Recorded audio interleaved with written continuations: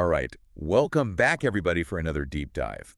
We are going to take a look at a championship matchup coming up this week. Millwall versus Oxford United. Ooh, interesting one. It is at the Den in London.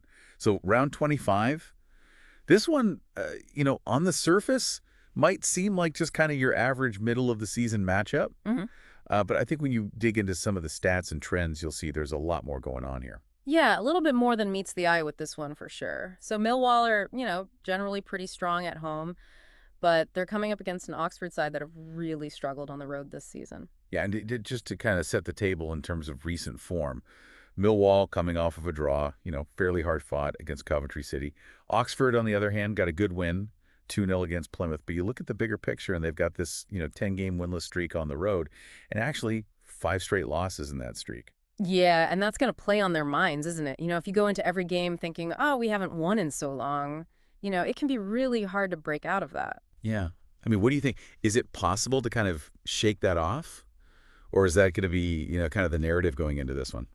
I think it's really tough. It's a mental thing as much as anything, isn't it? I mean, obviously on paper, you'd think Millwall would be favorites. They are at home, like we said. They are generally the stronger side.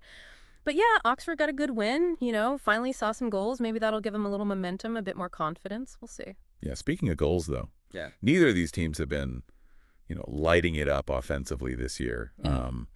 Oxford a little bit better, but both of them, below that league average in terms of goals scored. Yeah, and Millwall, dead last in the league, actually, for goals scored, which is a bit of a head-scratcher because they're actually doing okay in the table. They're sort of comfortably mid-table. It is. Which kind of shows you that they must be doing something right somewhere. Yeah. It's kind of, What is it? What is the Millwall secret? Yeah. I mean, I think, their defense has been really solid, 5th best in the league, only conceded 20 goals all season.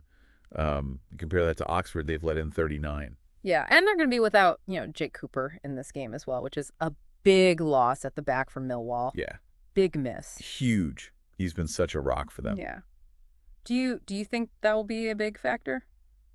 Yeah, I think, his leadership back there, his presence, aerial ability especially, against a team like Oxford that likes to play direct, get the ball in the box, that's going to be a key absence for sure. Yeah, and then on the flip side, you've got Oxford who are going to be without Joe Bennett. Right. He started every game for them this season. That's a big miss too. Yeah, so that's significant. Yeah. Big hole to fill in that back line. Yeah, and this might be a chance for, someone like Tyler Goodrham to step up and get some more minutes. We've seen some flashes from him when he's come off the bench. He's looked pretty sharp, so maybe this is his chance, Yeah. Opportunity knocks. All right, so we've got 2 teams not really lighting it up offensively, both missing, some key players defensively. Right. Oxford trying to break this road losing streak. It's all kind of pointing towards a real nail biter here. What do you think? Yeah, absolutely. I mean, it's hard to predict these games sometimes, isn't it? But I think you're right. I think this could be a really tight one. One thing that I found interesting is Millwall have got the lowest average possession in the whole league. 40.5% on average. Wow. But it clearly works for them in some way, Yeah, they're so efficient. They don't need the ball to create chances. They're happy to sit back, absorb the pressure, and then just hit teams on the counter. And they've got the players to do it. Yeah, exactly. You think about guys like Leonard, Romain, Esse. These are players that are so dangerous when they're running at defenders. Yeah. And I think if Oxford commit too many men forward, they could be in big trouble. And on the other hand, though, Oxford have faced the most shots in the league this year. 348 attempts on goal. If Millwall can break them down, they could have a field day. Yeah, that's the big question for me. Can they create enough good chances against a team that's likely to sit back and defend?